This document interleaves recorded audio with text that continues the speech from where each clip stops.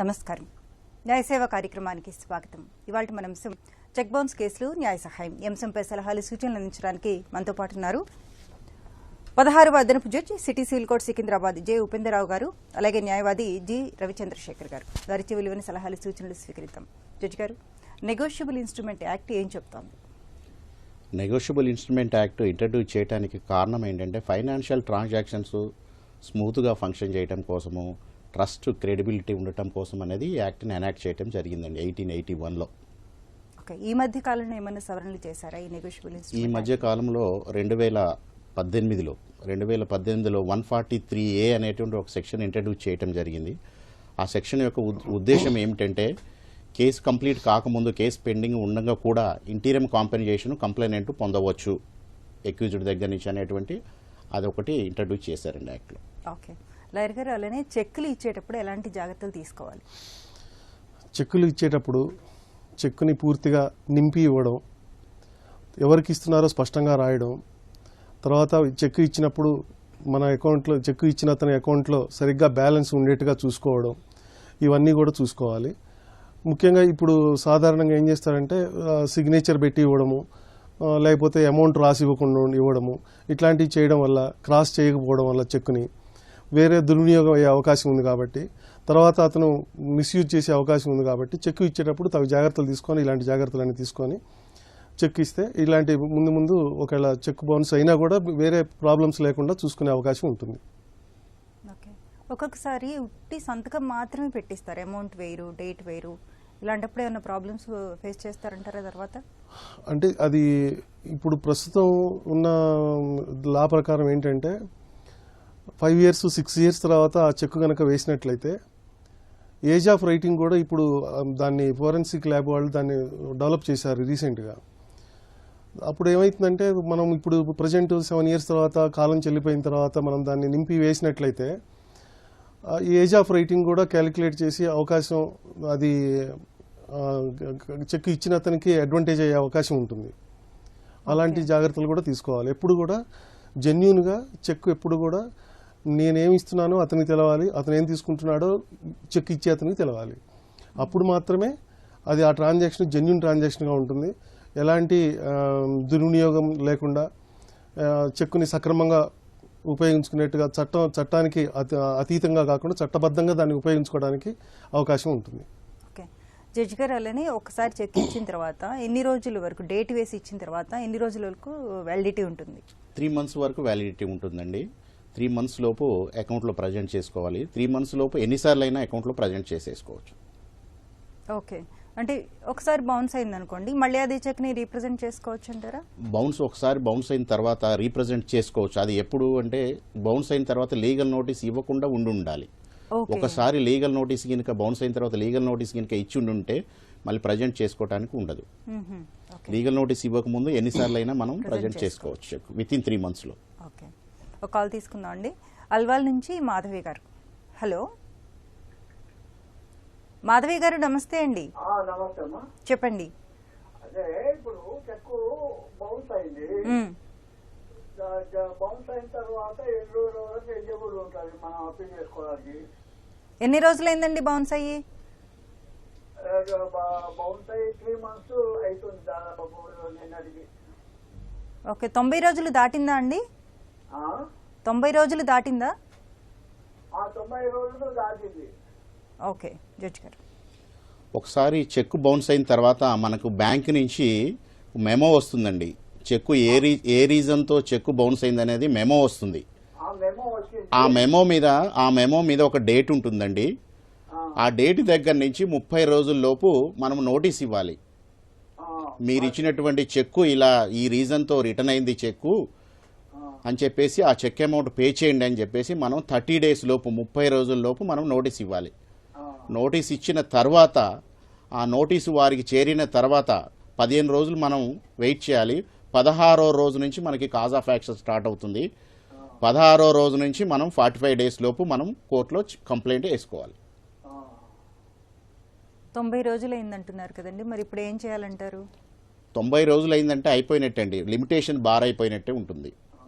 Okay civil దావా అది వేసుకోవచ్చు. సివిల్ దావా వెళ్ళొచ్చు కానీ సివిల్ దావాకు సివిల్ దావాకు వెళ్ళొచ్చు కానీ బేస్డ్ ఆన్ చెక్ బేస్ చేసేసుకొని కంప్లైంట్ వేయడానికి మాత్రం వీల్లేదండి. అంతే. ఇప్పుడు కంప్లైంట్ ఏమి ఇవ్వలేదు. 90 రోజులు దాటింది కాబట్టి ఇప్పుడు మీరు మీరు సివిల్ దావా వేసుకోవచ్చండి. ఆ చెక్ బేస్ చేసుకొని 138 NI యాక్ట్ కింద మీరు కంప్లైంట్ వేయడానికి వీల్లేదండి. అంటే సివిల్ దావా చేసుకోవచ్చు. వేసుకోవచ్చండి. ఎన్ని రోజుల వరకు ఉంటుందండి? సివిల్ దావా కూడా మీకు 3 years ఉంటుందండి limitation. Okay thank you sir. Right. Hyderabad నుంచి నవీన్ రెడ్డి గారు. హలో హలో, నమస్తే అండి, చెప్పండి. నమస్తే అండి. చెప్పండి. నేను నవీన్ రెడ్డి మాట్లాడుతున్నాను. ఓకే అండి, చెప్పండి. మేడం, అది ఒక చెక్ ఇచ్చాను మేడం మాకు. మ్మ్. అయితే ఆయన చెక్ ఇచ్చినప్పుడు ఆయన అడ్రస్ తెలుసు మాకు, మా దగ్గర డబ్బులు తీసుకున్నారు. ఓకే. ప్రజెంట్ ఇప్పుడు ఆయన ఖాళీ చేసిండు, ఫోన్ స్విచ్ ఆఫ్ అయిపోయింది, అసలు ఆయన దొరకట్లేదు. మ్మ్. ఇప్పుడు నేను చెక్ బౌన్స్ చేయొచ్చు కదా, చెక్ బౌన్స్ చేస్తే నేను ఎక్కడికి పంపాలి? ఆయన అడ్రస్ ఏమో నాకు తెలియదు. ఇంతకు ముందు ఏమో రెంటెడ్ హౌస్ ఉండే తెలుసు. మ్మ్. మరి అది మేము బ్యాంకు పోతే మరి ఆ చెక్ ఇట్లా బౌన్స్ అయింది, మరి ఆయన అడ్రస్ ఇవ్వమంటే బ్యాంక్ వాళ్ళు ఇస్తారా? కోర్టులో ఎక్కడ వేయాలి నేను కేసు? ఆయన అడ్రస్ ఏం లేదు కదా, ఎట్లా? ఆయన ఫోన్ నంబర్ కూడా మార్చేశారా అండి? ఫోన్ నంబర్ మార్చేసి స్విచ్ ఆఫ్ అయిపోయింది. ఆయనది వాళ్ళ మిస్సెస్ ది ఫోన్ పని చేయట్లేదు. ఓకే, రవిచంద్ర గారు, ఈ ప్రాబ్లం ఎట్లా సాల్వ్ చేసుకోవాలి? ఇప్పుడు మీరు కేసు వేయాలంటే నిర్దిష్టమైన ఒక అడ్రస్ తోని మీరు వేయాలి. ఆ అడ్రస్ లో మీరు మీరు ఆ అడ్రస్ లో అతను ఉన్నాడు, లేకపోతే సర్వ్ చేయాల్సిన సమన్లు సర్వ్ చేయాల్సిన బాధ్యత మీ మీదనే ఉంటుంది. కరెక్ట్ అడ్రస్ ఇవ్వాల్సిన బాధ్యత. మీరు సమన్స్ సర్వ్ చేసిన తర్వాత కోర్టు పరిగణనలో తీసుకుంటుంది, ఆ కేసుని ముందుకెళ్ళడం జరుగుతుంది. మీరు ఎన్ని సంవత్సరాలైనా కానీ మీరు సమన్స్ సర్వ్ చేయకపోతే ఆ కేసు అక్కడే ఆగిపోతుంటుంది. మీదే బాధ్యత అది. మీరు అతను ఎక్కడున్నారో ఫైండ్ అవుట్ చేసి మీరు ఎవరి మీద దావా చెక్ బౌన్స్ కేసు వేస్తున్నారో అది ఖచ్చితంగా మీరు కోర్టుకి కరెక్ట్ అడ్రస్ తెలపాల్సిందే మీరు. ఓకే సార్, ఇప్పుడు బ్యాంక్ లో ఉన్న అడ్రస్ కూడా వాళ్ళు బ్యాంక్ లో ఇచ్చిన అడ్రస్ లేరు అనుకోండి. ఇప్పుడు ఒకవేళ బ్యాంక్ లో ఎక్స్పెన్స్ ఇస్తే అట్లా కూడా లేకపోతే ఎట్లా? ఏదైనా మీ మీదనే బాధ్యత ఉంది. అడ్రస్ వెతికి పెట్టాల్సిన బాధ్యత అది కోర్టుది కాదు, మీరే వెతుక్కోవాలి. మీరు అడ్రస్ ఫైండ్ అవుట్ చేసి మాత్రమే మీరు ముందు ఉన్న అడ్రస్తో ప్రజెంట్ అడ్రస్ వేయండి. ప్రజెంట్ అడ్రస్ వేసి మీ దగ్గర అథారిటేటివ్గా ఉన్న అడ్రస్తో వేయండి. ఆ అడ్రస్కి సమన్లు పంపించండి. అక్కడ సర్వ్ కాకపోతే నెక్స్ట్ వారెంట్ అవుతుంది. ఆ వారెంట్ మీరు ఎక్కడున్నా కానీ తీసుకొచ్చే అవకాశం ఉంటుంది ఆ వారెంట్ మీద. జడ్జి గారు చాలా సందర్భాల్లో ఇలాగే అవుతుంటుంది, అబ్స్కాండ్ అయిపోతుంటారు చెక్ తీసేసుకొని. ఇప్పుడు దాంట్లో ఏంటంటే అండి, మనకి ఎవరైతే చెక్ ఇచ్చారో ఆ check form fill up, account open చేసేటప్పుడు ఒక ఫామ్ ఫిలప్ చేస్తారండి. ఆ ఫామ్లో మెయిల్ ఐడి, ఫోన్ నెంబరు అవి ఇస్తారు. కాబట్టి ఒకవేళ కనుక మీకు ఇప్పుడు అడ్రస్ దొరకట్లేదు అని అనుకుంటే మనం కోర్టులో కనుక మీరు కంప్లైంట్ వేస్తే కోర్టు బ్యాంక్ నుంచి ఆ మెయిల్ ఐడిని తెప్పించుకోవచ్చండి. తెప్పించుకొని ఆ మెయిల్ ఐడికి సమన్ సర్వ్ చేయొచ్చండి. మెయిల్ ఐడి ఉన్నా పర్వాలేదు. ఓకే. సో ఇప్పుడు ఇంకొకటి లాయర్ గారు, 90 days అయిపోయిందని ముందు కాలర్ మనకు చెప్పారు కదా, ఇప్పుడు 3 years వరకు వేసుకోవచ్చు అని చెప్పారు జడ్జి గారు. సివిల్ కేసుని ఎలా ప్రొసీడ్ అవ్వాలంటే ఎలా వేసుకోవాలంటే? As if it is a promissory note, అది కూడా నెగోషియబుల్ ఇన్స్ట్రుమెంట్ యాక్ట్ కిందకే వస్తుంది. ప్రామిసరీ నోట్ కూడా నెగోషియబుల్ ఇన్స్ట్రుమెంట్ యాక్ట్ కిందకే వస్తుంది. దాని సివిల్ దావా సివిల్ లయబిలిటీ ఉంటుంది. ఓకే. అప్పుని రుజువు చేయాలి కోర్టులో, రుజువు చేయాల్సిన బాధ్యత ఉంటుంది. చెక్ మీద డేట్ లేదు, ఏం లేదు, ఓన్లీ సంతకం మాత్రమే ఉంది. అయినా కూడా అది వేసుకోవడానికి పనికొస్తుందంటారా? కేసు వేసుకోవడానికి వేయొచ్చు. Holder in due course he can write his name and date everything, holder in due course. But ఏంటంటే ఇప్పుడు ఒకసారి ఆ సంతకం ఒకటే నేను పెట్టించాను, దట్ ఈజ్ ఓల్డ్ వన్, ఒక 5 years అయింది, 6 years అయిందంటే it is debt must be legally enforceable debt అయి ఉండాలి. అది fundamental basic ingredient of the 138 NI act. Debt legally enforceable debt కానప్పుడు ఆ చెక్కు కేసు కొట్టివేయడం జరుగుతుంది. అది కాలం చెల్లిన కేసుగా పరిగణించబడినప్పుడు మాత్రం ప్రూవ్ చేయగలిగితే కనుక అక్యూజ్డ్, అది ఖచ్చితంగా కూడా ఆ కేసు వీగిపోయే అవకాశం ఉంటుంది. మరో కాల్ తీసుకుందాం అండి. మంగళగిరి నుంచి దానయ్య గారు. డానియల్ గారు నమస్తే అండి, చెప్పండి. నమస్తే అండి. హలో, చెప్పండి. నాకు నేను ఒక ఆయన డబ్బులు అడిగితే ఫోన్ పే చేశానండి 1919లో. ఓకే. ఇప్పుడు కొంచెం కాగితం ఏం లేదు నా దగ్గర. ఎంత అమౌంట్ అండి? మాట్లాడలా. ఎంత అమౌంట్? 15,000 అండి. ఓకే. ఇప్పుడు మీ మనీ ఇవ్వనంటున్నారు అంతేనా? అసలు మా ఫోన్ చేసి ఎక్కట్లేదండి. ఇప్పుడు ఆయన అకౌంట్ నాకు తెలియదు. ఓకే జడ్జి గారు, చాలా మంది ఈ మధ్యకాలంలో ఫోన్ పే యూజ్ చేస్తున్నారు కాబట్టి మీరు- క్యాష్ ట్రాన్సాక్షన్స్ అన్ని ఇలాగే అవుతున్నాయి. మీరు ఫోన్పే ద్వారా చేశారు కాబట్టి మీకు బ్యాంక్ అకౌంట్ స్టేట్మెంట్లో మీరు ఫోన్పే ద్వారా పే చేసినటువంటిది స్టేట్మెంట్ ఉంటుందండి, బ్యాంక్ స్టేట్మెంట్. సార్ ఆ బ్యాంక్ స్టేట్మెంట్ చేసేసుకొని మీరు సివిల్ సూట్ వేసుకోవచ్చండి. సరే సార్. అది కూడా మీరు ట్రాన్స్ఫర్ చే చెక్ ఇచ్చేసారు నాకు. అది చెక్ ఉందా? చెక్ ఉంది. కానీ అది ఇప్పుడు 19 ఇచ్చిన చెక్ సార్, 2019 ఇచ్చిన చెక్. అది డేట్ వేసారా చెక్ మీద? ఏలేనండి.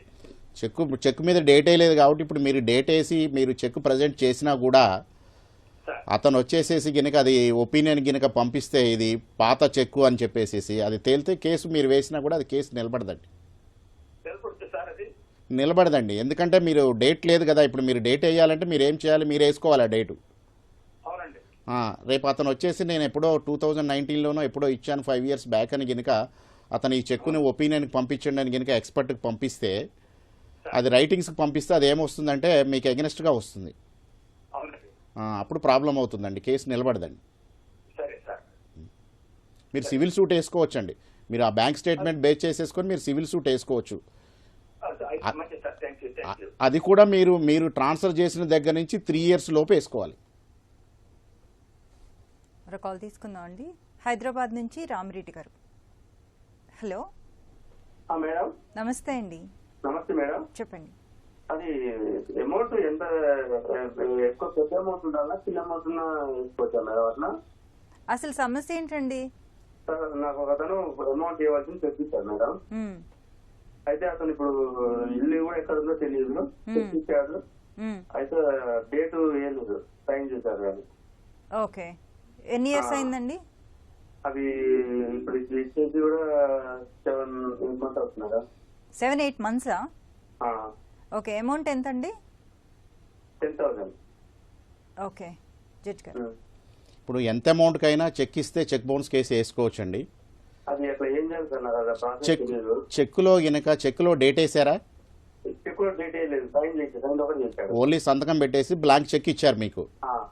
అమౌంట్ అన్నా రాశారా చెక్లో? అమౌంట్ ఏం రాయలేదు. సైన్ బ్లాంక్ చెక్ ఇచ్చారు మీకు. ఆ సైన్ బ్లాంక్ చెక్ అంటే ఇప్పుడు మీరు ఏం చేయాలి, డేట్ వేసేసుకోవాలి, ఆ అమౌంట్ ఫిల్అప్ చేసేసుకోవాలి. పొరపాటున మీరు అలా చేసి వేసుకున్నారనుకోండి, అతను గినక మనకు ఒపీనియన్ గినక పంపించేస్తే ఇది నేను సైన్ బ్లాంక్ చెక్ ఇచ్చాను ఒక 6 months బ్యాక్ 1 year బ్యాక్ అని గినక ఆయన ప్రూవ్ చేసుకోగలిగితే ఆ సందర్భాల్లో మీరు వేసేటువంటి కంప్లైంట్ నిలబడదండి. నిలబడదండి. ఎందుకంటే సార్? ఎందుకంటే మీరు డేట్ లేదు కదా, మీరు వేసేసుకుంటున్నారు కదా డేట్. ఇప్పుడు అతను ఇచ్చింది యాక్చువల్గా మీకు అతను ఇచ్చింది ఎప్పుడో కదా, 8 months బ్యాక్ కదా చెక్. అవును, 8 months అవుతుంది. ఇప్పుడు మీరు డేట్ వేసేస్తారు కదా, రేపు అతను వచ్చేసి అదే అంటాడు, నేను 8 months బ్యాక్ ఇచ్చాను, నేను సైన్ బ్లాంక్ చెక్ ఇచ్చాను, నేను డేట్ వేయలేదు, ఓన్లీ సంతకం పెట్టించాను, ఇది ఒపీనియన్ పంపించండి అని కనుక పంపిస్తే రైటింగ్స్ లో తేడా వస్తే ప్రాబ్లం వస్తుంది. ఎస్, మీరేమైనా ఉంటే మీరు ప్రామిసరీ నోట్ కనుక ఉంటే మాత్రం సివిల్ దావా వేసుకోవచ్చు, సివిల్ సూట్ వేసుకోవచ్చు మీరు. జడ్జి గారు, అలా అయితే ఇప్పుడు ఉట్టి సైన్ మాత్రం చేసిన చెక్కుల్ని యాక్సెప్ట్ చేయకూడదంటారా? సైన్ బ్లాంక్ చెక్స్ ఏమిస్తారంటే, సైన్ బ్లాంక్ చెక్ ఇచ్చినప్పుడు మనం ఎవరికైతే ఇస్తున్నామో వాళ్ళు దాన్ని మిస్యూజ్ చేసే అవకాశం ఉంటుంది. ఎందుకంటే సపోజ్ మనం తీసుకుంది 1,00,000 అనుకోండి, వాళ్ళు 10 లక్షలకు ఫిల్అప్ చేసేసుకోవచ్చు, వాళ్ళు ఇష్టం వచ్చినటువంటి డేట్ వేసేసుకోవచ్చు. కాబట్టి అసలు సైన్ బ్లాంక్ చెక్ ఇవ్వటం అనేది కరెక్ట్ కాదు, ఒకవేళ తీసుకోవడం కూడా కరెక్ట్ కాదు. ఒకవేళ మనం ఇచ్చినా కూడా మనం సిగ్నేచర్ కింద డేట్ అన్న వేయాలి. మనం చెక్ మీద సంతకం పెడతాం కదా, దాని కింద డేట్ అన్న వేయాలి. డేట్ వేస్తే అప్పుడు తెలిసిపోతుంది మనం ఎప్పుడు ఇచ్చాం చెక్ ఏంటనేది తెలిసిపోతుంది. డేట్ వేసినప్పుడు అది చెల్లుబాటు ఆ డేట్ లోపు చేసుకోవాలి. మనం డేట్ వేసిన దగ్గర నుంచి 3 months ఉంటుంది. 3 months లో ప్రజెంట్ చేసుకోవాలి. ఆ డేట్ లో ఒకసారి మనం సంతకం కింద డేట్ వేసామనుకోండి, వాళ్ళు పైన చెక్ పైన వాళ్ళు సొంతంగా డేట్ వేసుకోవడానికి లేదు, మనం ఏదైతే సంతకం పెట్టేసామో అదే డేట్ వేసేసి వేయాలి. అలా ఉంటుంది. ఓకే, విజయవాడ నుంచి శ్రీనివాసరావు గారు. హలో శ్రీనివాసరావు గారు, నమస్తే అండి, చెప్పండి. హలో నమస్తే అండి, చెప్పండి. విజయవాడ కంటే మేము విజయవాడలో ఉన్నాం కానీ నేను మా ఇంటి పక్కన ప్రతి చేసేస్తాం 20 లక్షల రూపాయలు బ్యాంక్ ద్వారా ఇచ్చామండి, క్యాష్. ఓకే, బ్యాంక్ ద్వారా ఇచ్చాం. అతను రీల్స్ లో కాకుండా అతను గుంటూరు డిస్టిక్ వెళ్ళిపోయి ఉన్నారండి. ఇప్పుడు నేను అతని అడ్రస్ అంతా కూడా విజయవాడలో ఇచ్చారు అప్పట్లో. ఓకే. ఇప్పుడు విజయవాడ ఇప్పుడు కృష్ణా అదే ఎన్టీఆర్ డిస్టిక్ విజయవాడలో కోర్టులో కేసు వేసుకోవస్తే గుంటూరులో వేయాలండి. ఓకే లాయర్ గారు, ఇప్పుడు మీకు అకౌంట్ ఎక్కడుందండి? సార్ మీ అకౌంట్ ఎక్కడుంది? విజయవాడలో ఉంది. మీ అకౌంట్లో చెక్ డిపాజిట్ చేస్తారు. మీ అకౌంట్ దగ్గరే మీ అకౌంట్ ఎక్కడైతే ఉంటుందో అక్కడ చెక్ బౌన్స్ అవుతుంది. కాబట్టి ఆ కోర్టు మీరుండే బ్యాంకు అకౌంట్ ఏ కోర్టు జ్యూరిడిక్షన్లో అయితే ఉంటుందో ఆ కోర్టులో వేసుకోవాలి. ఓకే ఓకే, అంటే విజయవాడ అయితే మీ బ్యాంక్ అకౌంట్ విజయవాడలో ఇచ్చా విజయవాడ వేసుకోవచ్చు. అతను గుంటూరు వెళ్తున్నాడు. Okay okay, thank you sir. Judge గారు, చెక్ బౌన్స్ అంటే ఏ సందర్భాల్లో అవుతుంది? చెక్ బౌన్స్ కావడానికి చాలా రీజన్స్ ఉంటాయండి. ఎందుకంటే అకౌంట్ క్లోజ్ చేయొచ్చు, ఎక్సీడ్స్ ది అమౌంట్స్ ఉండొచ్చు, ఇన్సఫిషియెంట్ ఫండ్స్ ఉండొచ్చు, సిగ్నేచరు ఎవరైతే చెక్ మీద సంతకం పెడుతున్నారో ఆ సిగ్నేచర్ వాళ్ళ బ్యాంకులో ఉన్న రికార్డు ప్రకారం మ్యాచ్ కాకపోవచ్చు. ఇవన్నీ రీజన్స్ ఉన్నాయి. లేదంటే స్టాప్ పేమెంట్ ఇన్స్ట్రక్షన్స్ ఇవ్వచ్చు. ఎవరైతే చెక్ ఇచ్చారో వాళ్ళే ఒకసారి మనకు చెక్ ఇచ్చిన తర్వాత స్టాప్ పేమెంట్ ఇన్స్ట్రక్షన్స్ ఇస్తారు బ్యాంకు. ఆ సందర్భాల్లో కూడా చెక్ రీజ్ అన్నారు. ఓకే, మరో కాల్ తీసుకుందాం అండి. మహబూబ్ నగర్ నుంచి శరత్ బాబు గారు. హలో. హలో, నమస్తే మేడం. చెప్పండి శరత్ గారు. హలో. హలో మేడం, నమస్తే మేడం. నమస్తే అండి, చెప్పండి. నేను నల్గొండ నుంచి కాల్ చేస్తున్నాను మేడం. ఓకే. అదే ఒకరు ఇల్లు అమ్ముతారని అడ్వాన్స్ తీసుకున్నారు మేడం, 50,000. ఇంత ఎల్ఐసిలో ఉంది, అది నేను లోన్ క్లియర్ చేయాలి, టైం పడుతుంది అది అని చెప్పేసి పోస్ట్ పోన్ చేస్తూ వచ్చారు మేడం. 1.5 year అయింది. ఓకే. ఇప్పుడు అమౌంట్ మాకు రిటర్న్ ఇచ్చేయండి అంటే ఇవ్వట్లేదు మేడం. ఏ రీజన్ తో ఇవ్వట్లేదండి? ఏమంటారు? అదే నేను అమ్మను ఇప్పుడు అని అంటున్నాడు ఆయన. ఇప్పుడు ఎలా దాన్ని అమౌంట్ రికవర్ చేయాలి మేడం? ఓన్లీ మా ఫోన్ పే ఒకటే ట్రాన్స్ఫర్ చేశాం అనమాట. ఓకే లాయర్ గారు, ఫోన్ పే ద్వారా ట్రాన్స్ఫర్ చేసినప్పుడు సివిల్ దావా వేసుకోవచ్చు. చెక్కులు ఏమి ఇవ్వలేదు కదా. ఇవ్వలేదు sir.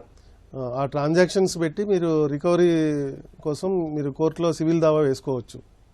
Okay sir, okay sir. Okay. అలాగే చెక్ తీసుకునేటప్పుడు ఎలాంటి జాగ్రత్తలు తీసుకోవాలండి? ఇచ్చేటప్పుడు ఇందాక చెప్పారు, మనం చెక్ తీసుకునేటప్పుడు కూడా అప్పుడు ఎలాంటి జాగ్రత్తలు అప్పుడు కూడా జెన్యున్ గా మొత్తం చెక్ మొత్తం నింపేసి డేట్ తో సహా వేసి తీసుకొని, ఒకవేళ డేట్ అయిపోయేటట్టుంటే మళ్ళీ వేరే చెక్ తీసుకొని ట్రాన్సాక్షన్స్ అట్లా కంటిన్యూ చేయాలి. స్మూత్ ఫంక్షనింగ్ కోసం అలా ట్రాన్సాక్షన్ జెన్యున్ గా ఉండాలి. ఎలాంటి మ్యానిపులేషన్స్ చేసినా కూడా అది చివరికి కంప్లైనెంట్ ఎవరైతే కేసు వేస్తారో దాని మీద బర్డెన్ హెవీగా ఉంటుంది, ప్రూవ్ చేసుకోవాల్సిన బాధ్యత. అందుకని ఇలాంటి మనం నింపుకొని వేసుకోవడం, మనం ఎక్స్ట్రా అమౌంట్ చాలా వేసుకొని పెట్టుకోవడం, 1 లక్ష ఇస్తే 10 లక్షలు వేసుకోవడం, ఇలాంటి చేసినప్పుడు మనం ఖచ్చితంగా ఆ ట్రాన్సాక్షన్ ప్రూవ్ చేయాల్సిన బాధ్యత కూడా ఉంటుంది. కాబట్టి అవన్నీ ఆలోచించుకొని చెక్ జాగ్రత్తగా కరెక్ట్గా మనకు ఎంత లైబిలిటీ ఉందో అంతవరకు నింపుకొని, మనం ఇచ్చినప్పుడు ఏ విధంగా ఇచ్చామో అది ఆ ప్రూఫ్ చూసుకొని, అలాంటి ప్రూఫ్స్ అన్ని చూసుకొని ఆ చెక్ని మనం నింపుకుంటే ఆల్రెడీ అన్ని కాలమ్స్, డేటు, ఎవరికి రాశారు చెక్కు, సంతకము, అమౌంట్ ఇన్ వర్డ్స్ అన్నీ కూడా కాలం మొత్తం కూడా అన్ని కాలమ్స్ నింపిన తర్వాత ఆ చెక్ని మనం తీసుకుంటే అది జెన్యున్గా ఉంటుంది. అలా కాకుండా మనం సంతకం పెట్టించింది ఒక్కటి తీసుకొని తర్వాత మనం నింపుకుందాం అని చెప్పి చేసుకుంటే అతను మిస్యూజ్ చేసే అవకాశం ఉంటుంది. ఇద్దరికీ ప్రాబ్లం ఉంటుంది, ఏదైనా కావచ్చు. Burden heavily lies on the complainant. ఎప్పుడైతే చెక్ ఎవరైతే కేసు వేస్తారో ఇవన్నీ కూడా అబ్జెక్షన్ చేసినప్పుడు ప్రూవ్ చేసుకోవాల్సిన బాధ్యత ఉంటుంది ఇనిషియల్గా.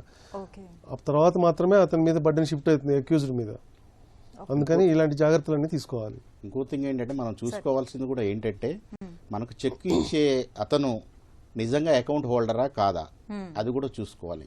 ఇప్పుడు కామన్గా ఏం జరుగుతుందంటే సపోజ్ హస్బెండ్ అప్పు తీసుకుంటాడు, చెక్ హస్బెండ్ అకౌంట్కి సంబంధించిందే చెక్, కానీ వైఫ్ సంతకం పెట్టేసి ఇచ్చేస్తారు.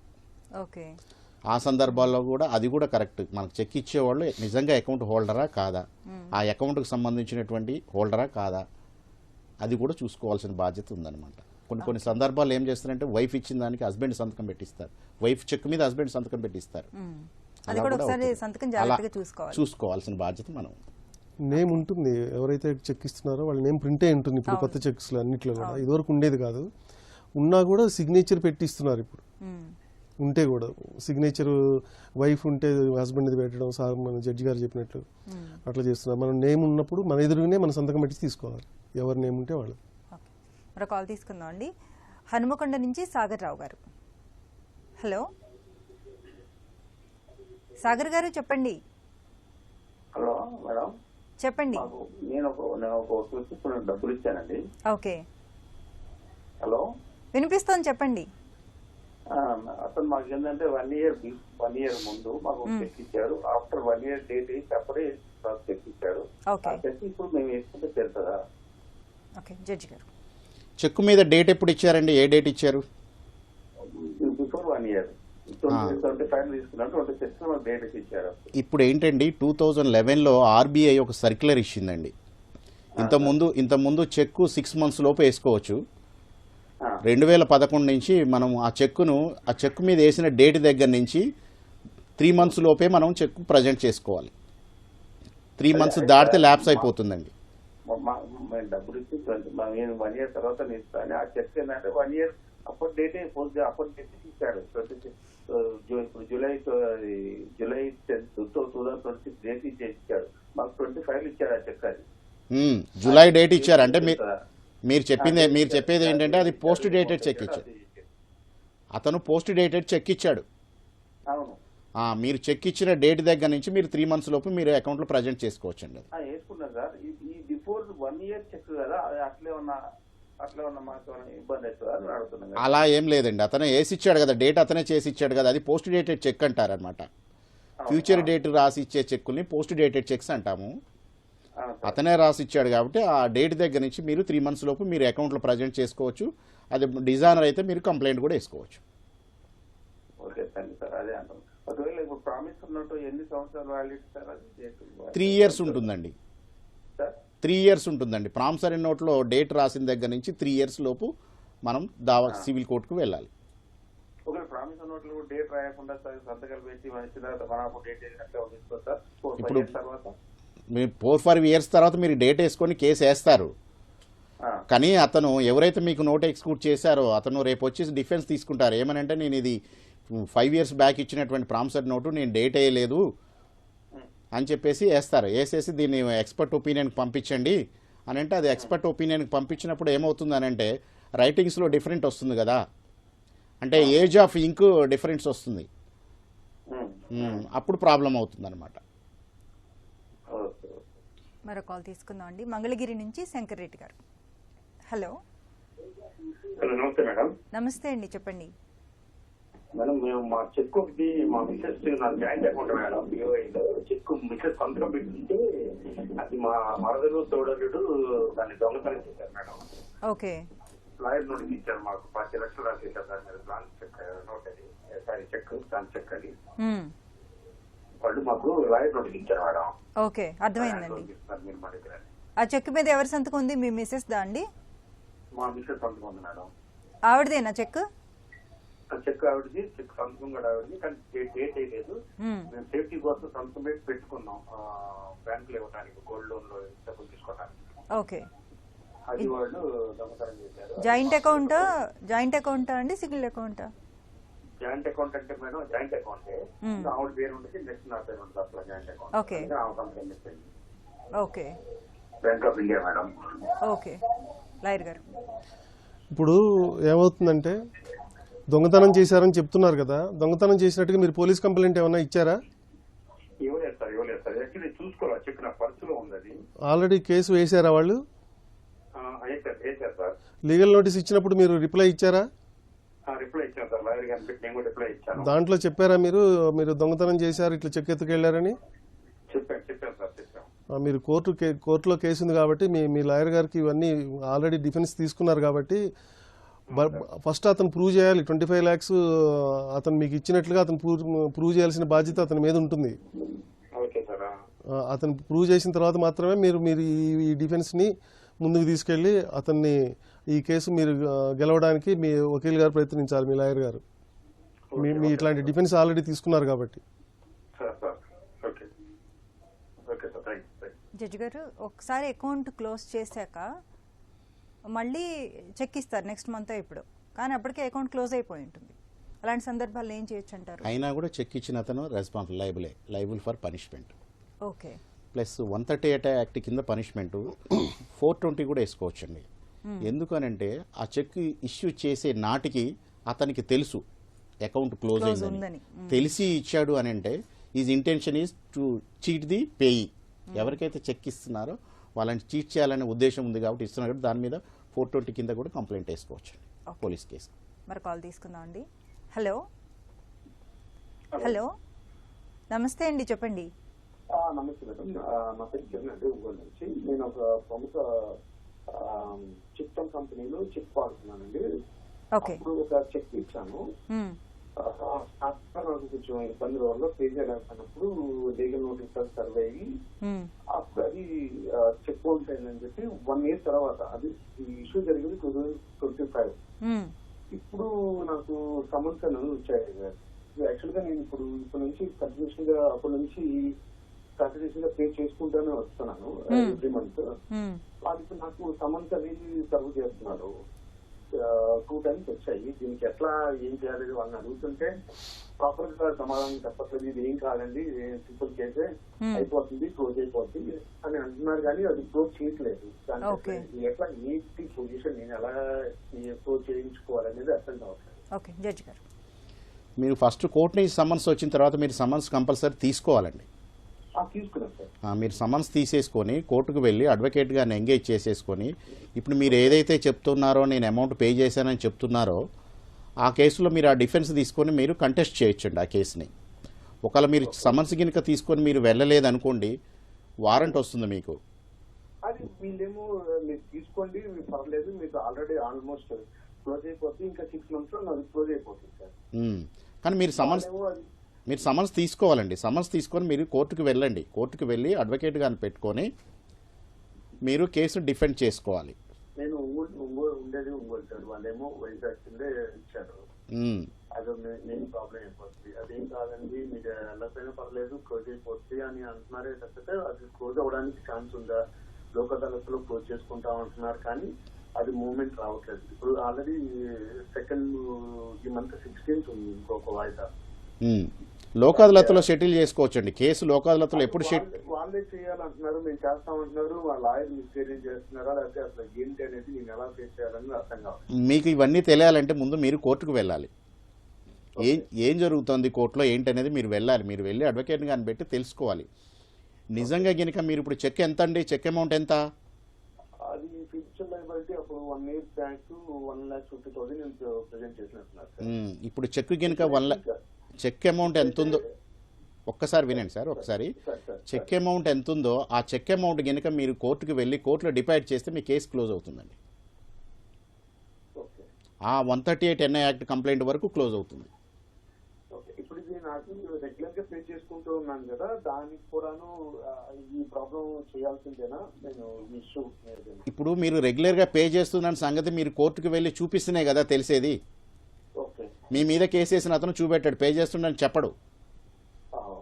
మీరు పే చేస్తున్నారు కాబట్టి మీరే కోర్టుకు వెళ్ళి నేను పే చేస్తున్నాను, ఈ అమౌంట్ సోన్స్ అని మీరు చెప్పాల్సిన బాధ్యత మీదే ఉంటుంది. చెప్పాలి అక్కడ అడ్వకేట్ గారిని పెట్టుకొని చెప్పండి అక్కడ. థ్యాంక్ యూ సో మచ్ అండి. రైట్.